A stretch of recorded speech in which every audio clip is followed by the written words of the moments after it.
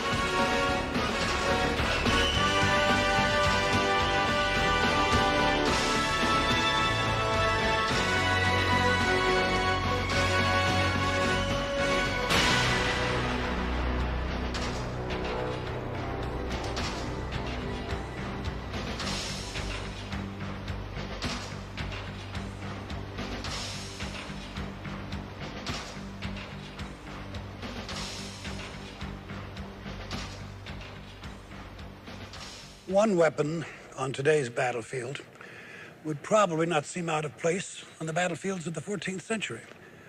Artillery cannons still depend on the 600-year-old idea of harnessing an explosive force to send a projectile down a tube. Considered in their early days as practitioners of a black art, gunners may have taken a half a day to send one shell a few hundred yards. Today, a well-trained gun crew can hit its target with certainty nearly 15 miles away, 4 times a minute. Hey!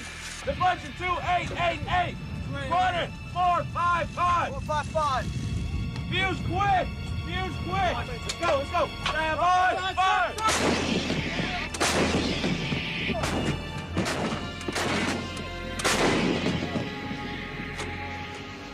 Firepower. Throughout history, there has been no substitute for superior firepower, and Desert Storm was no exception.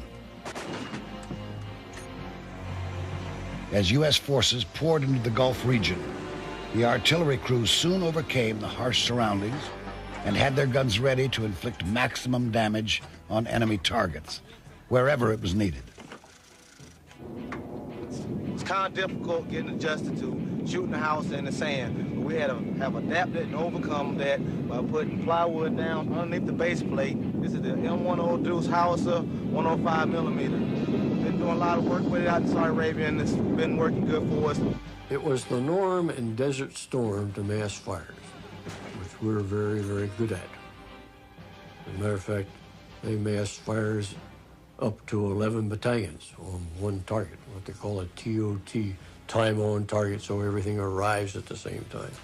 The use of artillery there was extremely impressive and made a major contribution to seizing the objectives that they did. Today, computers and satellites enable fire direction control officers to process target information and relay it to the crews in seconds instead of hours. The fire direction officer is responsible for taking the incoming call for fire from the maneuver units, processing that fire order, and getting out information data to put on the guns in the fastest time possible with the minimal risk to any friendly troops that are in the area, which is 0. The number of guns the Iraqis actually had on the ground was probably as many, if not more, than the coalition forces. But the way the coalition forces artillery was organised, thanks to electronic computers, thanks to electronic networks, the information got straight back to the command points, went straight to the guns. So whenever one poor unfortunate Iraqi gun fired, they were immediately covered with saturation fire from every gun that was anywhere in there. The coalition forces could coordinate their fire so rapidly that as soon as an Iraqi gun was fired, it was virtually silenced.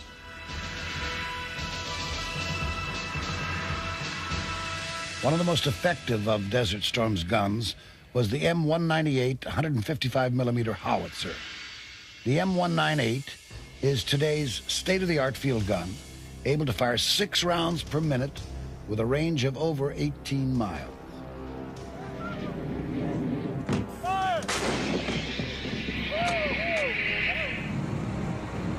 The quick and accurate striking ability of today's guns, along with well-trained crews and modern communications technology, all combined to create such intense and immediate firepower that there was often little resistance encountered when the infantry arrived. The 1st Infantry Division, the Big Red One, when they initiated their attack to go through the berm, they laid down about 6,000 rounds of ammunition and about 400 rockets. The result of that was so great that when they went through that berm, they did not get any counterfire from the Iraqi artillery. They didn't have any casualties. And they were able to move through there almost without any resistance whatsoever. But in order for the incredible guns of today to exist, some very basic problems had to be overcome, not the least of which was the need for stronger metals to allow for bigger and more durable guns. The Industrial Revolution made possible great advances in the manufacture of refined steels that size, volume for volume, were much stronger and much lighter than the old wrought iron and other materials that had been used before. At first, these newer, bigger guns were basically the same as their predecessors, but in a matter of 40 years, an amazing series of innovations totally revolutionized this 600-year-old weapon. Rifling came first. What that in fact is, it's grooves inside the barrel that twist the projectile as it is pushed down the barrel. Now this twist makes the projectile spin, and so therefore it stays much more stable in flight for much longer. You point a gun at a target with a pretty fair realization you're going to hit it. A rifled barrel also allowed for a longer, more accurate projectile, which could deliver a larger explosive payload than the cannonball of old. But the gunners still needed a faster means of firing. The old muzzle loading days, you had to go around the front, go away with ramrods and all that sort of thing, and it was a long and involved process. With breech loading, all you had to do was quite simply open the breech, bang in another shot and cartridge, and you're off again. Despite all of these advances, a well-trained gun crew could still only fire 1 or 2 rounds a minute. But in a dramatic culmination of available technology, a Frenchman named Poutot created his 75mm field gun in 1897. The first truly modern gun had arrived. What it did was it combined breech loading, the new ammunition, rifling, with a new elongated shell, and it combined all these with a recoil mechanism. Up till that point, guns, when they fired, they just literally moved to the rear, because as the shell went out the front, the basic Newtonian laws, the gun moved to the rear. What happened was they actually worked out a way whereby the barrel would slide to the rear under spring or hydraulic pressure and then go back to its former position without the carriage moving at all. You could literally fire the gun as quickly as you could put ammunition to the back. And it had such an effect on warfare that in 1914-18, it was one of the most important guns on the Allied side. German engineers had also been making improvements on some very large guns, which would be unveiled in the Great War that loomed on the horizon.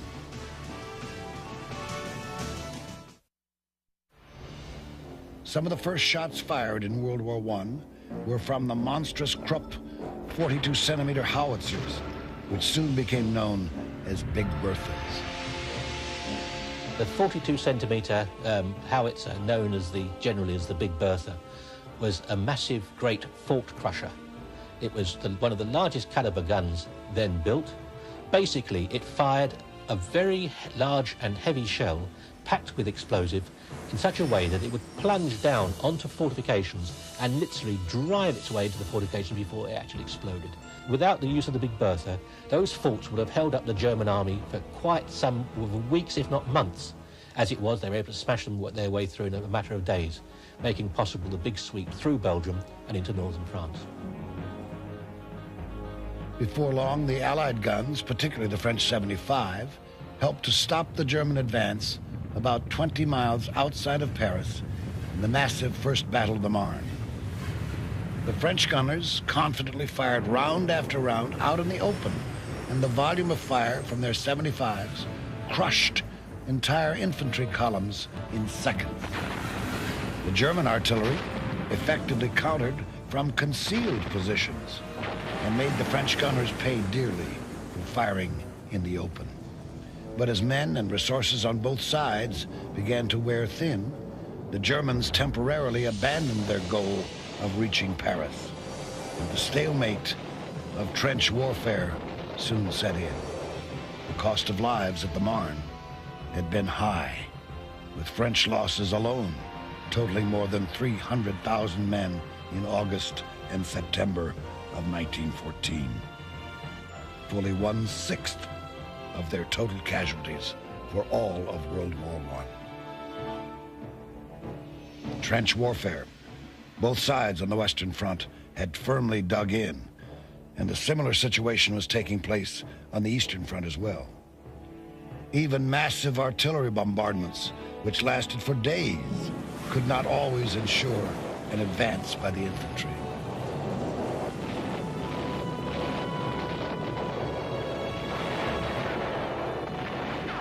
One type of artillery which was particularly well suited for the trenches was the mortar. The mortar was an old weapon that was reinvented during the Great War. What it does is it actually fires at a very high angle of elevation so that the projectile goes up and comes down at a very, very steep angle and actually reached down into the trenches directly to hit the targets. One of the main uses for the mortar in World War I was to project a new and deadly weapon into the enemy's trenches: toxic gas. Gas warfare is a terrible monster.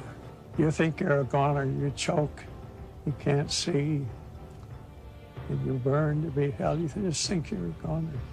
You're gonna die right there. It's a terrible feeling. But most of the casualties were still caused by the big guns. And with fairly static fronts, both sides had time to bring heavy artillery into position behind the front lines. The most powerful of these were the railway guns. The railway guns of World War I were mounted on railway mountings.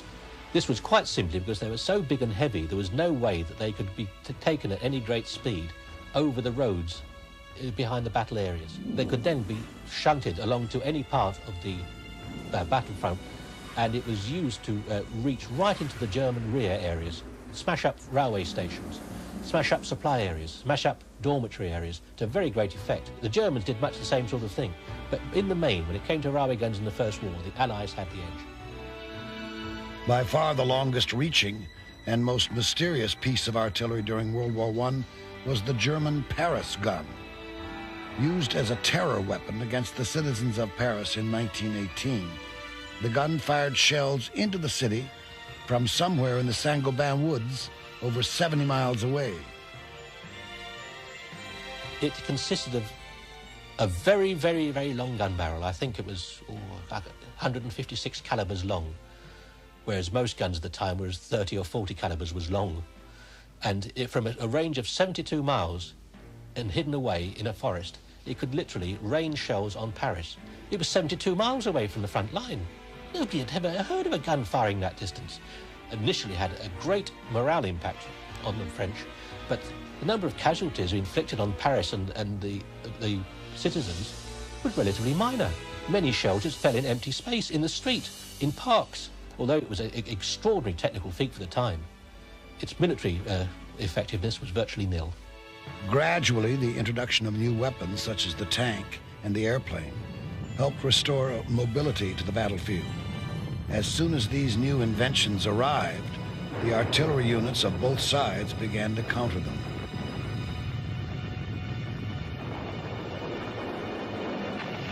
At first, existing guns like the French 75, the German 77mm field gun, and the Russian 76mm Putilov were simply placed on special mounts to fire at planes or used at low trajectories to counter enemy tanks.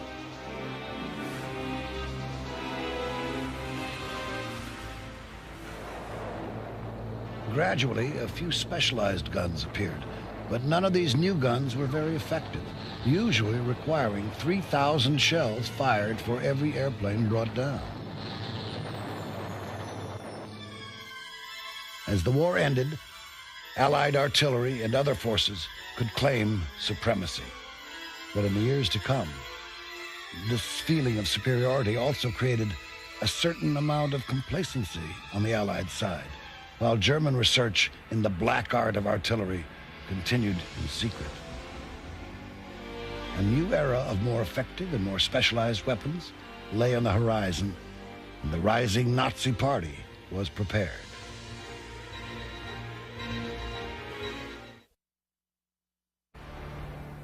World War I had been a fairly straightforward conflict where the duties of the artillerist had remained, for the most part, what they'd always been.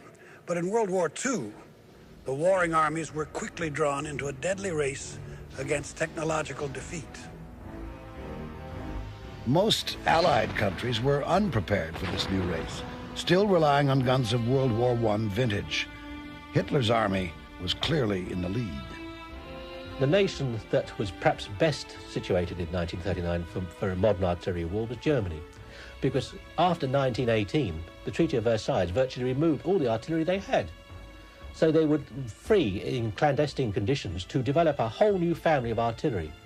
And by 1939, they were well on the way to producing those guns in great numbers, which is what modern war requires, not just modern guns, but large numbers as well.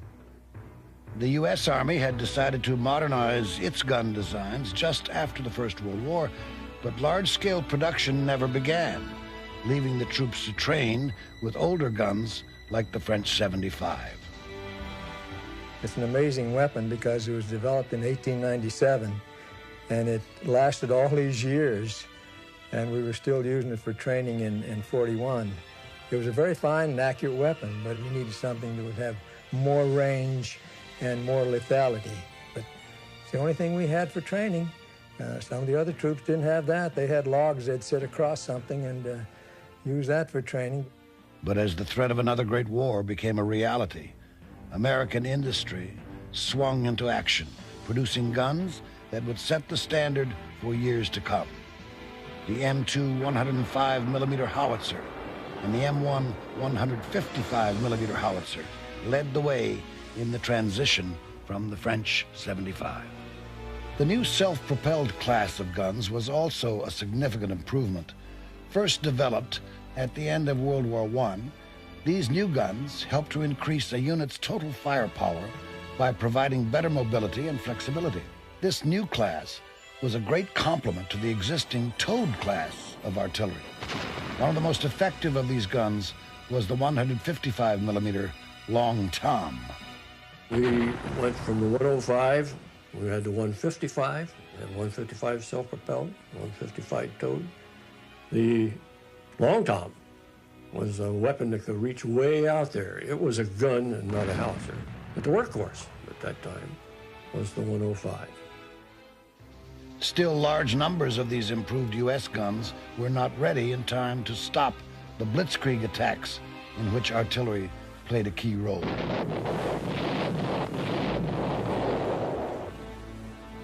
They would suddenly lay down vast areas of fire from artillery pieces. They would be supplemented by dive bombers. They would be supplemented by the infantry mortars. Anything that could be brought to bear on one particular area of landscape where the unfortunate enemy was would be saturated. They'd be saturated to such a point that when the armour moved forward, there was virtually nothing to stop it. It would pour through that gap. And as they poured through, the artillery would move out and prevent the enemy moving in from the flanks. One of the most important and versatile of the German guns was the 88mm Flak 18. Developed in secret beginning in 1933, the 88 proved to be very effective against enemy tanks, planes, and troops in the field as well. The muzzle velocity of the 88, that was a real reason that you could aim really point blank at a tank. And if you had a thing like that with a relative high reload capacity, you really had examples where one gunner, they killed a battalion of tanks with 3 guns within an hour or 2. A comparable U.S. gun brought into service in 1942 was the 90mm Baby Long Tom, whose effectiveness against enemy infantry, tanks, and planes led to it being known as the Triple Threat. Of the more than 5,000 V-1 rockets launched at Antwerp, Belgium, only 211 got past the Baby Tom's defenses. But more than versatility, it was the U.S. Army's ability to concentrate the fire from many guns onto a single target that led to its superiority. World War II was the apex or the high point as far as the artillery use in our history. And the reason it was not because we had that much better weapons or that much better ammunition, but it was because we were very flexible. And the main thing is we could mass our fires from many locations. We could sometimes put 8, 10, 20, 30 battalions on some of the critical targets. This is something that most of the other artilleries couldn't do. Good communications were vital to coordinating an artillery barrage. The telephone had been used by artillerists during the First World War, but radio and other improvements brought the rapid processing and transmission of target information to a new level. We had a fire direction center, we had observers, we had survey locations. So in case we found a lucrative target, we could bring in artillery from many battalions, and if it was a surprise fire, which we tried to get all the time, we could bring eight battalions, and all the projectiles would arrive at the same time and would have devastating effect. Such efficient communication, combined with mobility and the concentration of firepower, placed the U.S. artillery above all the rest. The Russian artillery in World War II used to get their mass fires by putting their weapons hub to hub. We didn't do that. We had our weapons spread out over a large area and they'd converge on the target, but they had a lot more weapons and they'd put them hub to hub and shoot out there and mass their fires that way, which was not very efficient because you could locate them easily and they didn't move that much. We moved around because the thing to do then is if your enemy has artillery and they spot you, you better shoot and move out so that they don't fire counter-battery fire. The Germans had 2 problems. One of the problems was that they never were able to mass the fires with the responsiveness to the infantrymen and to the armor that we were. Another problem that they had was that it was amazing how much horse-drawn artillery they had. So they didn't respond as quickly as they couldn't go into position as quickly. They were, of course, hampered by horse-drawn artillery, and they didn't have the fire direction system that we had. But the Germans did have one extraordinary means of generating firepower, and its name was Gustav. The 80-centimeter railway gun is one of those things which even now it's a subject of fascination to anybody interested in artillery matters. It was the biggest gun of all time, and that's the sole reason why it was built. It was a Wagnerian obsession by Hitler and the Nazi regime to have something that was bigger, that would really be absolutely the greatest gun of all time. And it was a whopper. The thing, the shells were taller than a man. The caliber, the actual width of the barrel was 800 millimeters. To actually service and manage it took a battalion manpower strength. But it was only ever used once in action, and that was Sevastopol in 1943. It was very, very effective, but the actual manpower resources of getting that gun across Europe and actually getting it into action and firing it was such that it actually diverted manpower away from the main attack. I always like to think that gun helped the Allies win the Second World War in its own quiet way. Soon U.S. artillery superiority helped to turn the tide of the war. Blitzkrieg was now a memory, and the Allies were on the advance. After the invasion of Normandy, artillery helped the Allies to break out from the beaches and began their move across the countryside. Soon, Germany's vaunted Siegfried defensive line was penetrated, and the Allies advanced farther into Nazi territory. I remember the crossing of the Rohr River, where we were stymied for a while. And they massed the artillery fires, everything they could get there, including tanks and tank destroyers and so forth. And we started off early in the morning, and it was the most awesome thing I've ever seen, really. I think we fired about 30 battalions on a particular area, and you could read a newspaper at night. There were so many guns firing, it was daylight. And the roar of them was very devastating. It was very, very effective, and I'm sure the fire at the other end was very effective also. The United States was also making advances in the Pacific, where artillery's basic task remained the same, half a world away.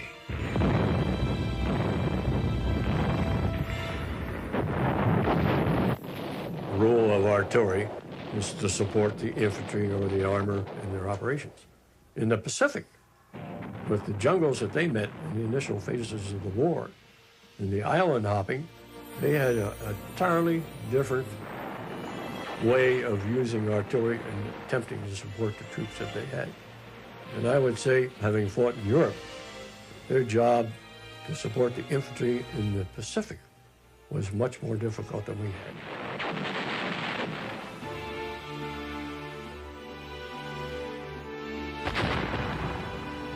As World War II neared its final stages, the Allies were clearly winning the technological race. At the Battle of the Bulge, another innovation was unveiled, known as the variable time or proximity fuse. With older fuses, the gunners would have to estimate how long it would take for the shell to arrive just above the enemy, where its explosion would cause maximum damage. This was a difficult task, and shells would often detonate too late in the ground or too early high in the air. The VT fuse used a radio signal which bounced back to the shell from the ground and detonated at the most effective height every time. As a result of that, you've got an extremely effective pattern of burst above the ground, and extremely effective in the case of the enemy either moving back and forth or in their foxhole. So that was a major improvement in fuses at that time. Rockets, although not an entirely new innovation, had come back into favor after being replaced by more accurate artillery pieces some 80 years before. Rockets were quickly mass-produced by the Allied and Axis armies, and even though they still lacked accuracy, their saturating volume of fire could be quite effective. But the greatest technological advance of all brought the war quickly to a close and marked the dawning of the new atomic age.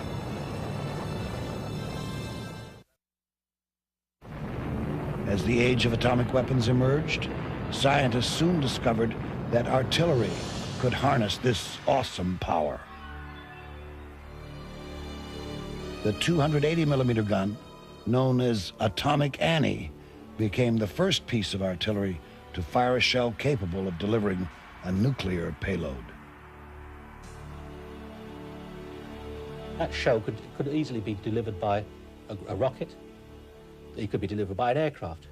Where the gun, the atomic gun, or atomic cannon, call it what you will, scores over those methods, is that you can keep on delivering them accurately at any time of the day or night, under any circumstances.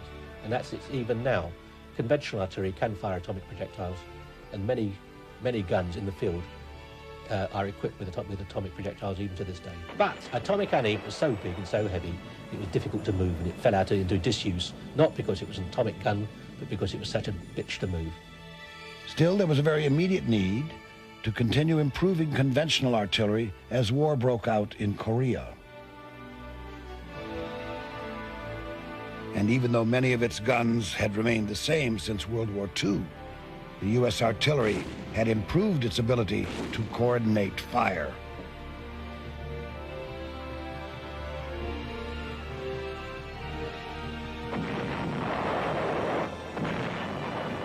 One of the things they did in Korea that we did not do in Europe was use the box barrage. There they had if you had an infantry battalion or some type of unit on a hill mass being attacked by a tremendous number of Chinese. As you know, they outnumbered it tremendously in Korea. They put down a line of fire on both sides of that battalion, and a line of fire in front of that battalion, a line of fire behind the battalion. That became a box.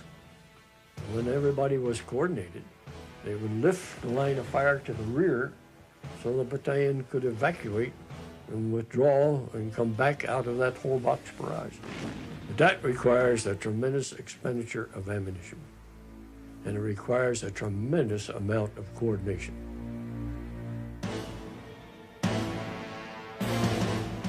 But the enemy in Korea was very elusive, aided by the difficult terrain. It was mountainous. They could dig in, they could get behind a hill where you couldn't see them, you couldn't find them with the air observers. So trying to get exactly on the enemy was very, very difficult. And then they had forests, and mainly it was because it was mountainous. And they could hide very easily, and they could dig in very easily. So targets were difficult to find, and once you did find them, they were difficult to hit. On the rare occasions when UN forces did catch the enemy in the open, the effect of the artillery was devastating, as in the Wonju Shoot of 1951. Aerial observers spotted 2 or 3 North Korean infantry divisions moving across an open area and immediately called for artillery support. With the advances in fire direction techniques and communication, the response was almost immediate.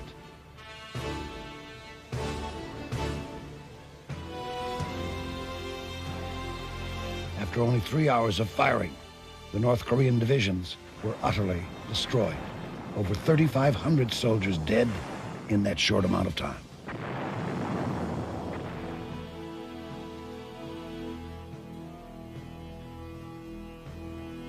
Once again, artillery proved that it could overcome harsh surroundings and operate efficiently in any type of weather, 24 hours a day.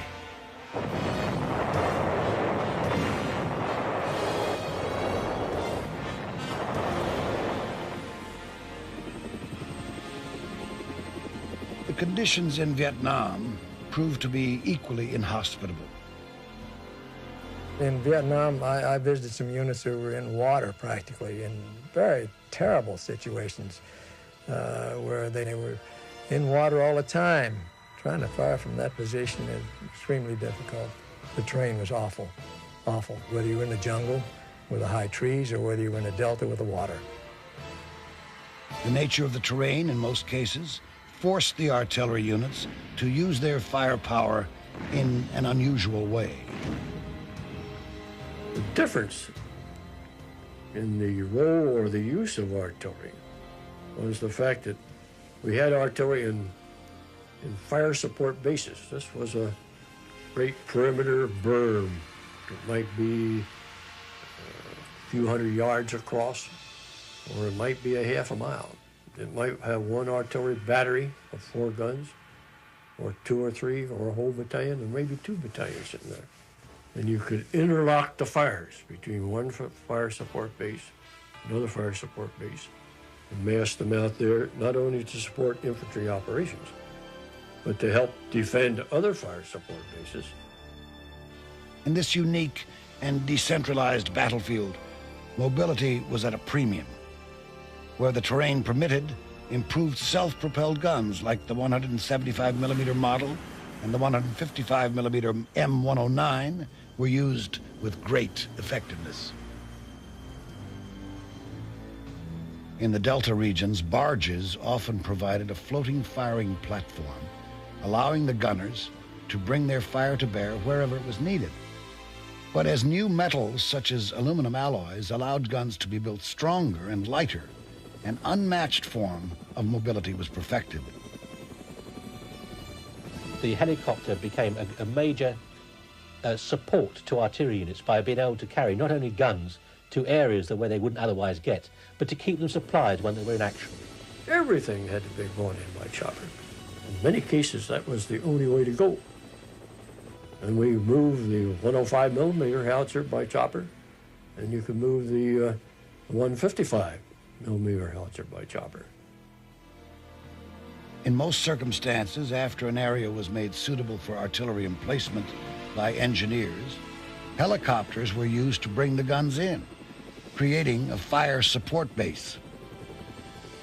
The concentration of fire from these bases often denied enemy troops the freedom of movement through entire sections of jungle. This made the bases a prime target in the eyes of the opposition. November 1968, 800 North Vietnamese came across the border through that jungle, broke through the berm, over the berm. They came in and got amongst the artillery positions in there. And there was ferocious hand-to-hand fighting. They finally drove them out, with them having many casualties. The artillery fired 1,300 rounds of direct point-blank fire over top of that berm at the enemy coming at them. That time they used what we call the beehive round. Beehive round, this is a projectile, has a lot of flechettes in it. The flechette is a little dart about that big with my finger, and a little arrowhead on the front, a little bit slimmer than the figure, and the fins on the back. And they're all in this round. When you fire it, it goes out and it spreads in an ever-increasing plume. And it's called beehive because it sounds like a million swarm of bees going through the air. Devastating, absolutely devastating. As developments continued, other types of shells started using smaller charges within the larger shell, like the improved conventional munition round, which delivered many highly explosive grenades called submunitions. If you could put a density of fragments out there that was pretty uniform, and if you're under that, you're going to get it. With normal artillery projectiles, you may get a big piece over here and a little piece over there, and you may be someplace in the middle and not even get hit. With something like this, where you have uniform coverage of little pellets, controlled fragments, you're going to cover the area, and there's no one going to be able to withstand that. Computers were also emerging as another way to make artillery more efficient. Originally used to speed up calculations and to store firing data for future reference, computers have completely revolutionized the amazing guns of today. Hold! Ready! Ready! Charge by wet bag! I see red! Alright. Win this much line! 2-9er, 9er, 9er! Priming! Stand by!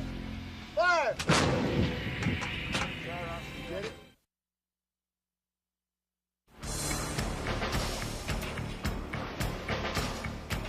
Today, computers and electronics allow artillery to respond more quickly and with better accuracy than ever before. The use of electronics at the fire control centre meant that the time from seeing a target to firing at it was compressed considerably, grew much shorter, and it was possible to engage targets that once upon a time gunners wouldn't have thought of engaging, such as even individual tanks. Once upon a time, the only way to hit an individual tank was to get a whole battalion's guns and fire it at that general area and hope you'd hit it. Now, you could even talk to one particular gun and way over the horizon and stand a pretty good chance of hitting that one individual tank. A perfect example of this new striking ability is the M109A6 155mm howitzer known as the Paladin.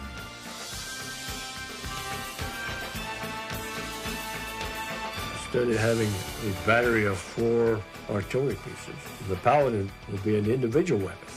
It can move around under the command of a sergeant. It doesn't need any wire communications.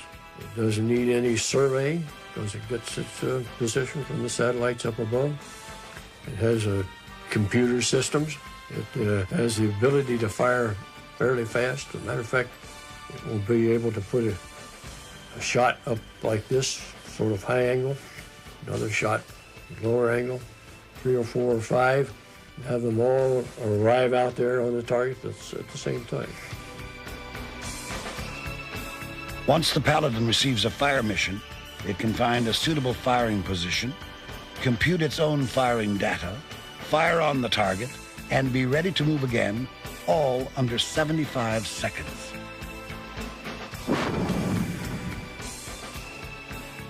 It is this ability to shoot and move, avoiding enemy counterfire, that makes the Paladin such a valuable asset on the modern battlefield.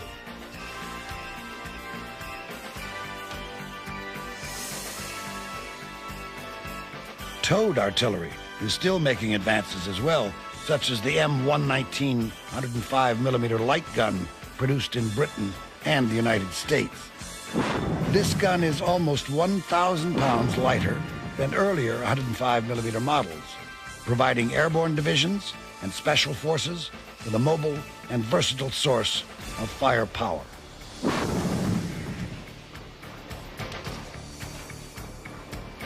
But more and more of today's artillery is self-propelled. Even rockets and missiles have become self-propelled and computerized, like the multiple launch rocket system used in Desert Storm, and the even newer tactical missile system. These new systems give the artillery a long-range striking capability of over 60 miles.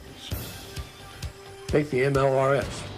It has 12 rockets, 6 on either side. It can fire out there many, many miles and lay down a devastating amount of rockets on a particular area. Then one that's coming into being now is called the TACMS. It uses the same launcher as the MLRS. It has fewer rockets in it, but it has a longer range, carries a lot more sub-munitions. By far the most revolutionary gun of today is the Defender. Still in its towed prototype form, the Defender will be a self-propelled 155mm howitzer similar to the Paladin. And like the Paladin, it will be able to act as a one-gun battery, firing shells at different trajectories so they converge on the target simultaneously. But the Defender has 2 additional features. One of the major technological innovations that's coming in right now is the use of liquid explosives and propellants as opposed to the old solid propellants. Rather than a gunner pushing a shell into the chamber and adding a propelling charge, he'll put the shell in only, probably by some sort of automated means, and then an automatic system will inject a certain amount of liquid propellant in an aerosol form, possibly, into a chamber, ignite it, and off goes the shell in the conventional fashion.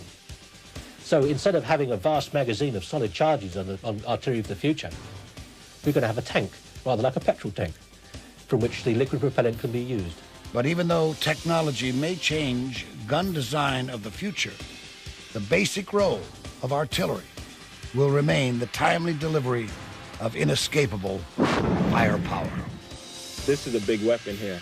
The grunts don't have anything big like this.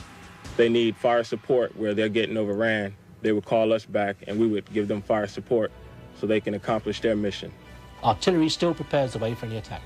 Infantry, armoured or combined arms, whatever. Artillery clears the way. No matter what battle you look at, back to the Great War, to Desert Storm, artillery functions remain much the same.